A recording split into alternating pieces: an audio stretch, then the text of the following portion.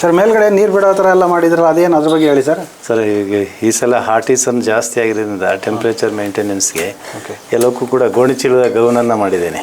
ಗೋಣಿಚೀಲದ ಗೌನನ್ನು ಮಾಡಿ ಈ ಕಡೆ ಬಂದಾಗ ಅದನ್ನು ಗೋಣಿಚೀಲವನ್ನು ವೆಟ್ ಮಾಡಿ ಹೊರಗಡೆ ಹೋದರೆ, ನಾವು ಬೇರೆ ಕೆಲಸಕ್ಕೆ ಹೋದರೆ ಮೋರ್ ದೆನ್ ಹಾಫ್ ಆನ್ ಅವರು ಅದಕ್ಕೆ ಕೂಲಿಂಗನ್ನು ಮೇಂಟೈನ್ ಮಾಡುತ್ತೆ ಅನ್ನೋ ಒಂದು ಇದಕ್ಕೋಸ್ಕರ ಮಾಡಿದ್ದೀನಿ. ಅಂದರೆ ಗೋಣಿಚೀಲ ನೆನೆಸ್ಬಿಟ್ಟು ಅದು ಹಸುಗಳ ಮೇಲೆ ಹಾಕ್ತಾ ಇದ್ದೀರಾ? ಗೋಣಿಚೀಲ ಗೌನ್ನೇ ಮಾಡಿದ್ದೀನಿ, ಅದ್ರ ಮೇಲೆ ನೀರು ಬಿಟ್ಬಿಡ್ತೀನಿ. ತೋರಿಸಿ ಸರ್, ಅದು ಗೌನ್ ಒಂದ್ಸರಿ ತೋರಿಸಿ ಸರ್.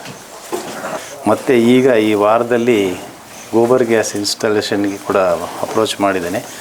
ಅದಾದ ನಂತರದಲ್ಲಿ ಒಂದು ಸ್ಲರ್ರಿ ಮೋಟ್ರ್ ಬರುತ್ತೆ, ಅದನ್ನು ಪಟ್ಟೆಗೆ ಅದನ್ನು ಎಕ್ಸ್ಟೆಂಡ್ ಮಾಡೋದು ಅಥವಾ ಜೀವಾಮೃತ ಮಾಡೋದ್ರ ಬಗ್ಗೆ ಐಡಿಯಾ ಇಟ್ಕೊಂಡಿದ್ದೀನಿ ಸರ್.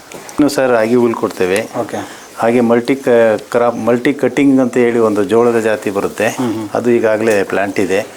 ಮತ್ತು ನೇಪಿಯರ್, ಆಲ್ ಕೈಂಡ್ಸ್ ಆಫ್ ನೇಪಿಯರನ್ನು ನಾವು 2 ಎಕರೆಯಲ್ಲಿ ಮೇಂಟೈನ್ ಮಾಡಿದ್ವಿ. ನಿಮ್ಮ ತೋಟದಲ್ಲೇ ಬೆಳ್ಕೊತಾ ಇದ್ದೀರಾ? ಎರವಲು ಭೂಮಿಯಲ್ಲಿ ಬಡ್ಕೊಂಡಿದ್ವಿ. ಈಗ ಅದರಲ್ಲಿ ಕುಂಬಿ, ಆಸ್ಟ್ರೇಲಿಯನ್ ರೆಡ್ಡು ಮತ್ತು ಇನ್ನು ಆರ್ಡಿನರಿ ತಳಿಗಳಲ್ಲಿ ಅಷ್ಟು ತಳಿಗಳು 4-5 ತಳಿ ನೇಪಿಯರ್ ಮೇಂಟೈನ್ ಮಾಡಿದ್ವಿ. ಅವೆಲ್ಲವನ್ನು ಫೀಡ್ ಮಾಡ್ತಿದ್ವಿ. ಸರ್ ತುಂಬ ಪ್ರೀತಿಯಿಂದ ಸಾಕ್ತಾ ಇದ್ದೀರಾ ಸರ್ ಹಸುಗಳು. ನೀವು ಇಷ್ಟೊಂಥರ ಕೇರ್ ತೊಗೊತಾ ಇದ್ದೀರಾ ಹಸುಗಳ ಬಗ್ಗೆ, ತುಂಬ ಪ್ರೀತಿ ಇಟ್ಟಿದ್ದೀರಾ ಸರ್ ಹಸುಗಳ ಬಗ್ಗೆ ನೀವು. ಸೀನಿಯರ್ ಸಿಟಿಸನ್ಗೆ ಒಂದು ಉತ್ತಮವಾದಂಥ ಆರೋಗ್ಯದಾಯಕವಾದಂಥ ಅಳವಡಿಕೆ ಅಂತಂದರೆ ಡೊಮೆಸ್ಟಿಕ್ ಅನಿಮಲ್ಸ್ ಜೊತೆಯಲ್ಲಿ ಸಂಬಂಧ ಇಟ್ಕೊಳೋದು ಸರ್. ಅವರಲ್ಲಿರ್ತಕ್ಕಂಥ ಪ್ರೀತಿಯ ಭಾವನೆಯನ್ನು ಹಂಚಿಕೊಂಡ್ರೆ ಕಾರ್ಡಿಯಾಕ್ ಡಿಸ್ಟರ್ಬೆನ್ಸ್ ಏನಿದೆ ಅದು ಅವಾಯ್ಡ್ ಆಗುತ್ತೆ ಅಂತಕ್ಕಂಥದ್ದನ್ನು ಅನುಭವ ಸತ್ಯ. ಹಾಗಾಗಿ ನಾವು ಎಲ್ಲೂ ಕಾಣದೇ ಇರ್ತಕ್ಕಂತಹ ಪ್ರೀತಿ ಮಮತೆಯನ್ನು ಇಲ್ಲಿ ಕಾಣ್ತೇವೆ. ಕೈಯಲ್ಲಿ ಹಾಲನ್ನು ಕರೆಯೋದ್ರಿಂದ ಆಕ್ಯುಪಂಚರ್ ಥೆರಪಿಯಿಂದ ನಮಗೆ ಆರೋಗ್ಯದಾಯಕವಾದಂಥದ್ದು ಅಳವಡಿಕೆ ಆಗ್ತಕ್ಕಂಥದ್ದು ಅನುಭವ ಸತ್ಯ. ನಮ್ಮ ಹಸ್ತಗಳೇನಿದೆ ಇದರಲ್ಲಿರ್ತಕ್ಕಂಥ ಆಕ್ಯುಪಂಚರ್ ಆಕ್ಟಿವಿಟಿ ನಮ್ಮ ಹೃದಯದ ಮೇಲೆ ಮತ್ತು ಇಡೀ ಶರೀರಕ್ಕೆ ಆರೋಗ್ಯವನ್ನು ಕೊಡುತ್ತೆ. ಆ ರೀತಿ ನಾವು ಕೈನಲ್ಲೇ ಕರಿತಾ ಇದ್ವಿ. ಕರೆಂಟ್ ಇರಲಿ ಇಲ್ಲದೇ ಇರಲಿ, ಮಳೆಗಾಲ ಬಂದಿರೋದ್ರಿಂದ ತೋಟದ ವ್ಯಾಪ್ತಿಯಲ್ಲಿರೋದ್ರಿಂದ ಬಹುಶಃ ನಮಗೆ ಕರೆಂಟ್ ಪ್ರಾಬ್ಲಮ್ ಇರುತ್ತೆ, ನಿರಂತರವೂ ಕೂಡ ಇದೆ. ಆದರೂ ಕೂಡ ಈಗ 4-5 ದಿವಸದಿಂದ ಕರೆಂಟ್ ಇಲ್ಲ. ಹಾಗಾಗಿ ಇದಕ್ಕೆ ಪೆಟ್ರೋಲ್ ಎಂಜಿನ್ ಕೂಡ ಅಳವಡಿಕೆ ಮಾಡಿದ್ದೀವಿ.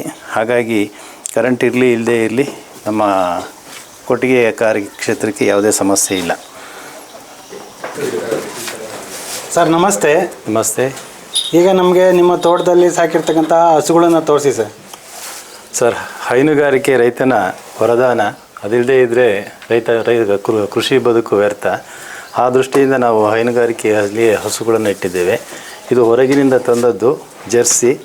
ಇದು ಕೂಡ 8 ಲೀಟರ್ವರೆಗೆ ಹಾಲನ್ನು ಕೊಡುತ್ತೆ. ನಮ್ಮಲ್ಲಿಗೆ ಬಂದ ಮೇಲೆ 2 ಕರುವನ್ನು ಕೊಟ್ಟಿದೆ. ಇದ್ರ ಮಗಳು ಈಗಾಗಲೇ ಅಲ್ಲಿರ್ತಕ್ಕಂಥವಳು ಕನ್ಸೀವ್ ಆಗಿದೆ. ಈಗ ಇದು 5 ತಿಂಗಳು ಕನ್ಸೀವಲ್ಲಿದೆ. ಇದು ಮನೆಯಲ್ಲೇ ಹುಟ್ಟಿದಂಥದ್ದು. ಇದು HF. ಇದು ನಮ್ಮಲ್ಲಿ ಈಗಾಗಲೇ 3 ಕರು ಕೊಟ್ಟಿದೆ. 4ನೇದಕ್ಕೆ 7 months ರನ್ನಿಂಗ್ ಪ್ರೆಗ್ನೆಂಟ್ ಇದೆ. ಎಷ್ಟು ಲೀಟ್ರ್ ಹಾಲು ಕೊಡುತ್ತೆ ಸರ್ ಇದು? ಇದು ಕೂಡ 8 more than 8 litres per once ಕೊಡುತ್ತೆ ಒಮ್ಮೆಗೆ. ಜೆರ್ಸಿ ಎಷ್ಟು ಕೊಡುತ್ತೆ ಸರ್ ಹಾಲು? ಜೆರ್ಸಿ ಅದು 5-6. ನಾವು ಮೇಂಟೆನೆನ್ಸ್ ಇದ್ದಂಗೆ ಸರ್. ನಾವು ಫೀಡನ್ನು ಹಸಿ ಮೇವು ಮತ್ತು ಬೂಸ ಹಿಂಡಿ ಹೇಗಿರುತ್ತೆ ಅದರ ಮೇಲೆ, ಮತ್ತು ಫ್ಯಾಟ್ ಕಂಟೆಂಟ್ಗೆ ಮೇಂಟೆನೆನ್ಸ್ಗೆ ಜೆರ್ಸಿ ಕಂಪಲ್ಸರಿ ಇದು ಬೇಕೇ ಬೇಕು. ಹಾಗೆ ಇದ್ರ ಮಗಳು ಇದು ಕೂಡ ಮೊದಲನೇ ಜೆರ್ಸಿ ಹಸುವಿನ ಮಗಳು. ಇದರ ಹಿಂದೆ ಒಂದು ಕರು ಇತ್ತು. ಇದನ್ನು ನನ್ನ ಸ್ನೇಹಿತನಿಗೊಬ್ಬನಿಗೆ ಎರವಲು ಕೊಟ್ಟಿದ್ದೇವೆ. ಇವಳು ಈಗಾಗಲೇ 3 ತಿಂಗಳು ಪ್ರೆಗ್ನೆಂಟ್ ಇದ್ದಾಳೆ. ಇನ್ನು ಎಮ್ಮೆ ಮನೆ ಬಳಕೆಗೆ ಅದು 9.5 ತಿಂಗಳು, ಮುಂದಿನ ತಿಂಗಳು ಕರು ಹಾಕುತ್ತೆ. ಈಗಾಗಲೇ 2ನೇ ಸೂಲದು. ಅದು ಕೂಡ ಇದು ಕರು ಕೂಡ ಇದ್ರ ಮಗಳೇ. ಈಗಾಗಲೇ ಒಂದು 10 ತಿಂಗಳು ಕರು ಇರ್ಬೋದೇನು, ಜಾಸ್ತಿನೇ ಇರ್ಬೋದು. ಅದು ಈಗಾಗಲೇ 10 ತಿಂಗಳು ಪ್ರೆಗ್ನೆಂಟೇ ಇದೆ.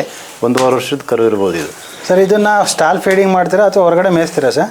ಸರ್ ಎಲ್ಲ ಸ್ಟ್ಯಾಂಡ್ ಫೀಡಿಂಗೇ ಸರ್. ಸ್ಟಾಲ್ ಫೀಡಿಂಗ್ ಏನೆಲ್ಲ ಅಂದರೆ ಹಸಿ ಮೇವನ್ನು ಬೆಳೆದು ಹೊರಗಡೆ ಬೆಳೆದು ತಂದಾಕ್ತೀವಿ. ಹಾಗೆ ಸೈಲೇಜ್ ತರಿಸಾಕ್ತಾ ಇದ್ದೆ. ಸೈಲೇಜ್ ನಾವೇ ಬೆಳೆದು ಮಾಡ್ತಾ ಇದ್ವಿ. ಹಾಗೆ ವೆಟ್ ಕೇಕು ಕೂಡ ಹಾಕ್ತಿದ್ವಿ.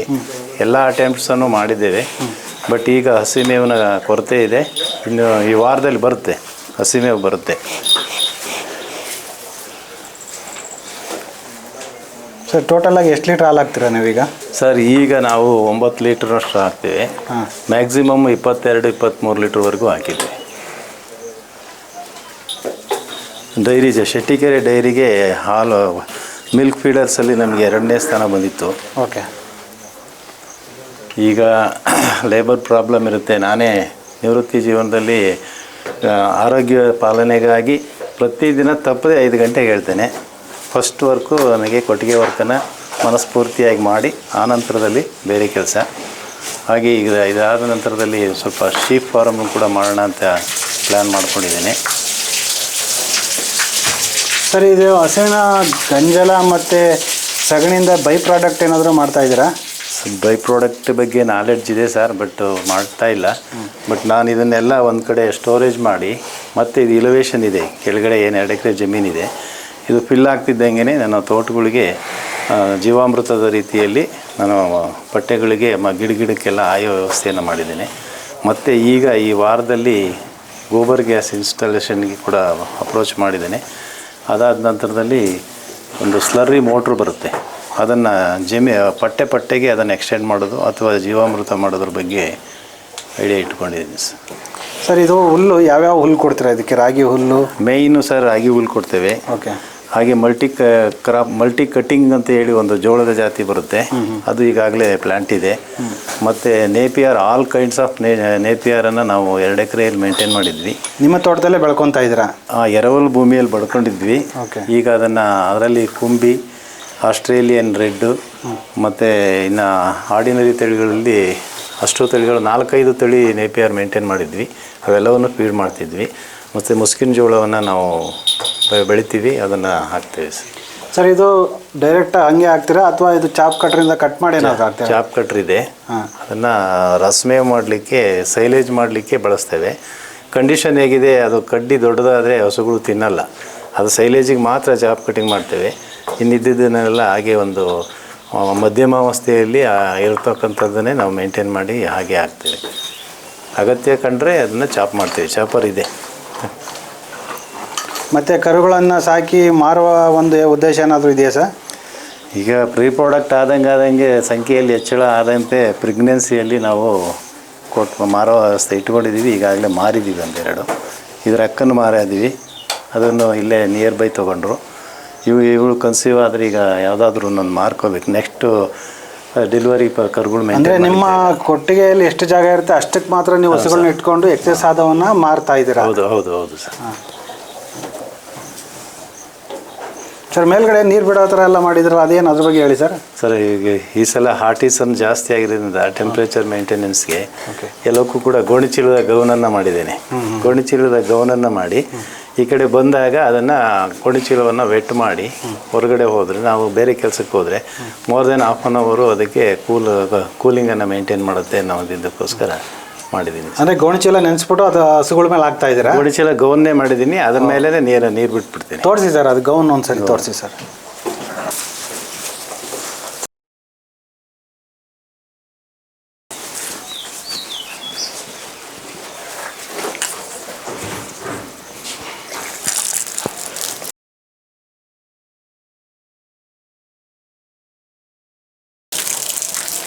ಇವಳು ಪ್ರೆಗ್ನೆಂಟ್ ಇರೋದ್ರಿಂದ ಓಕೆ, ಅದು HF ಹಸುಗಳಿಗೆ ಆದಷ್ಟು ತಂಪನ್ನು ಎಕ್ಸ್ಪೆಕ್ಟ್ ಮಾಡ್ತವೆ. ಈ ಸಲ ಅಂತೂ ತುಂಬಾ ವಾತಾವರಣದಲ್ಲಿ ಶಾಖ ಜಾಸ್ತಿ ಇದೆ, ಹೀಟ್ ಇದೆ. ಹಾಗಾಗಿ ಹಾಕಿದ್ರ ಮೇಲೆ ಮೇಲೆ ಸರ್, ಹೊಸ ಟೆಕ್ನಿಕ್ ಮಾಡಿದ್ದೀರಾ ಸರ್? ಇದು ನಾನು ನೋಡಿರಲಿಲ್ಲ ಎಲ್ಲೂ. ನಮ್ಮ ಅರಿವಿಗೆ ಬಂದಂತೆ ಪ್ರೀತಿ ಅಳವಡಿಕೆ ಸರ್. ಇದನ್ನು ಹಾಕ್ಬಿಟ್ಟು ನೆನೆಸ್ಬಿಟ್ಟು ಬಿಟ್ಬಿಟ್ರೆ ಈ ಬೇಸಿಗೆ ಕಾಲದಲ್ಲಿ ಹಸುಗಳಿಗೆ ಒಂದು ಉಷ್ಣಾಂಶ ಕಡಿಮೆ ಆಗುತ್ತೆ. ಹೌದು ಸರ್, ಹೌದು. ಮತ್ತು ತುಂಬ ಕೋಆಪ್ರೇಟಿವ್ ಆಗಿ ಅದನ್ನು ಸ್ವೀಕರಿಸ್ತಾರೆ. ಅದು ಅವ್ರಿಗಿರೋ ಫೇಟ್ನೆಸ್ ಅಂದರೆ ತುಂಬಾ ಭಾಳ ಆತ್ಮೀಯವಾಗಿ ಸ್ವೀಕರಿಸ್ತಾರೆ ಇವೆಲ್ಲ. ಸರ್, ತುಂಬ ಪ್ರೀತಿಯಿಂದ ಸಾಕ್ತಾ ಇದ್ದೀರಾ ಸರ್ ಹಸುಗಳು. ನೀವು ಇಷ್ಟೊಂಥರ ಕೇರ್ ತೊಗೊತಾ ಇದ್ದೀರಾ ಹಸುಗಳ ಬಗ್ಗೆ, ತುಂಬ ಪ್ರೀತಿ ಇಟ್ಟಿದ್ದೀರಾ ಸರ್ ಹಸುಗಳ ಬಗ್ಗೆ ನೀವು. ಸೀನಿಯರ್ ಸಿಟಿಸನ್ಗೆ ಒಂದು ಉತ್ತಮವಾದಂಥ ಆರೋಗ್ಯದಾಯಕವಾದಂಥ ಅಳವಡಿಕೆ ಅಂತಂದರೆ ಡೊಮೆಸ್ಟಿಕ್ ಅನಿಮಲ್ಸ್ ಜೊತೆಯಲ್ಲಿ ಸಂಬಂಧ ಇಟ್ಕೊಳೋದು ಸರ್. ಅವರಲ್ಲಿರ್ತಕ್ಕಂಥ ಪ್ರೀತಿಯ ಭಾವನೆಯನ್ನು ಹಂಚಿಕೊಂಡ್ರೆ ಕಾರ್ಡಿಯಾಕ್ ಡಿಸ್ಟರ್ಬೆನ್ಸ್ ಏನಿದೆ ಅದು ಅವಾಯ್ಡ್ ಆಗುತ್ತೆ ಅಂತಕ್ಕಂಥದ್ದನ್ನು ಅನುಭವ ಸತ್ಯ. ಹಾಗಾಗಿ ನಾವು ಎಲ್ಲೂ ಕಾಣದೇ ಇರ್ತಕ್ಕಂತಹ ಪ್ರೀತಿ ಮಮತೆಯನ್ನು ಇಲ್ಲಿ ಕಾಣ್ತೇವೆ. ಎಲ್ಲರೂ ಅಷ್ಟೇ, ಒಬ್ಬರಲ್ಲ. ನಾನು ಮಾತಾಡಿದ್ರೇ ನಮ್ಮ ಮನೆ ಎಲ್ಲರಿಗೂ ಕೂಡ ಅಷ್ಟೇ ಚೆನ್ನಾಗಿ ಹೊಂದ್ಕೊಂಡಿದ್ದಾರೆ. ಏನೋ ಒಂದು ಮನಸ್ಸಿಗೆ ಉಲ್ಲಾಸದಾಯಕವಾದಂತಹ ಕೃಷಿ ಹೈನುಗಾರಿಕೆ. ಹೌದು. ಬಿಡು.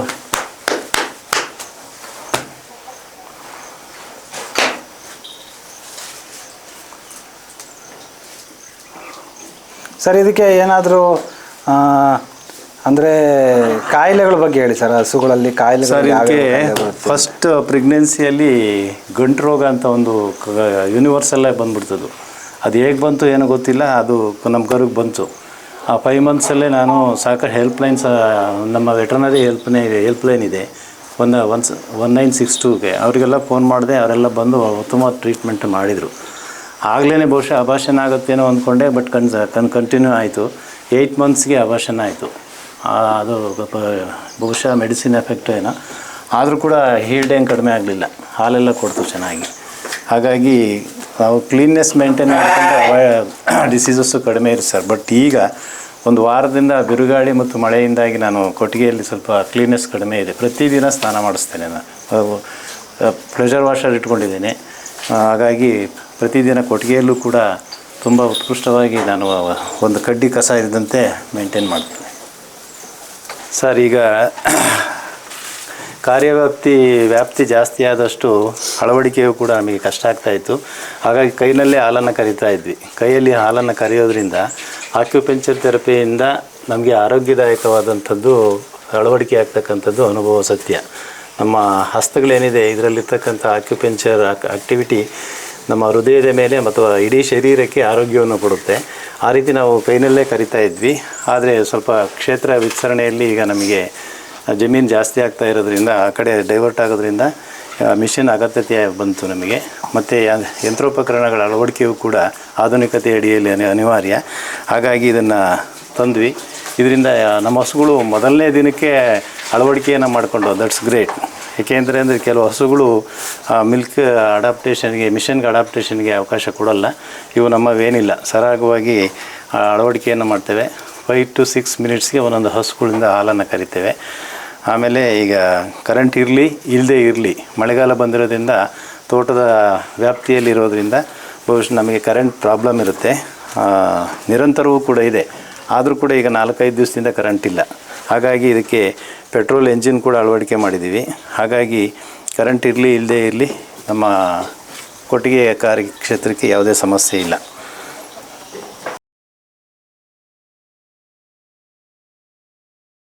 ಓಕೆ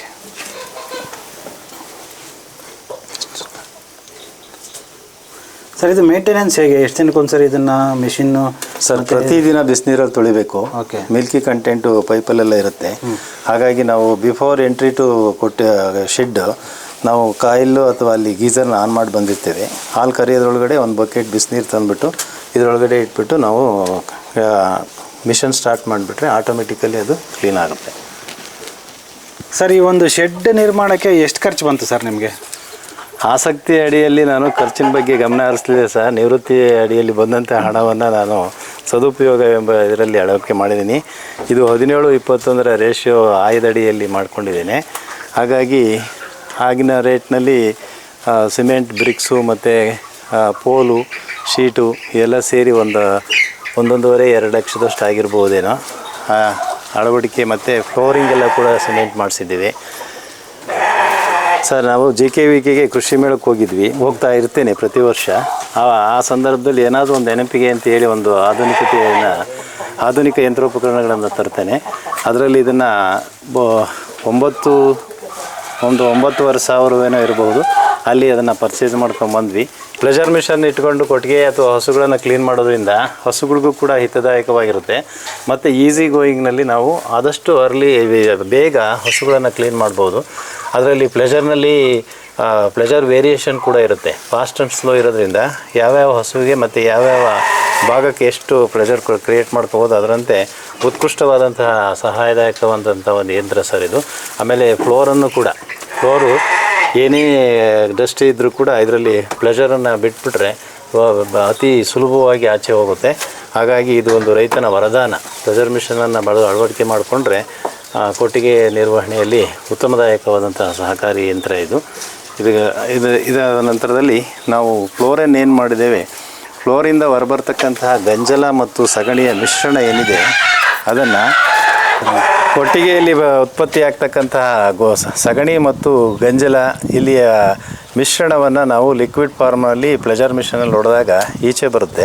ಇದು ನನ್ನ ಜಮೀನಿನಲ್ಲಿರ್ತಕ್ಕಂಥ ವರದಾನ. ಇದು ಅಪ್ಪರ್ ಲೆವೆಲಲ್ಲಿದೆ. ಹಾಗಾಗಿ ಇಲ್ಲಿ ಚೇಂಬರನ್ನು ಮಾಡ್ಕೊಂಡಿದ್ದೇನೆ. ಈ ಚೇಂಬರಲ್ಲಿ ಬಂದಂತಹ ಕಸ ಕಡ್ಡಿ ಇಲ್ಲೇ ಸ್ಟಾಕ್ ಆಗುತ್ತೆ. ಹಾಗೆ ಲಿಕ್ವಿಡ್ ಮಾತ್ರ ನನಗೆ ತೊಟ್ಟಿಗೆ ಫೀಡ್ ಆಗುತ್ತೆ. ಈ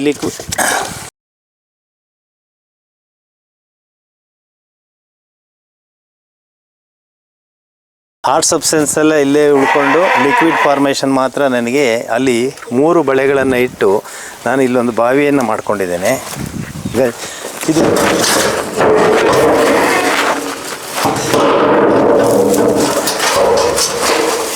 ಇದು ಸಿಮಿಲರ್ ಟು ಜೀವಾಮೃತ.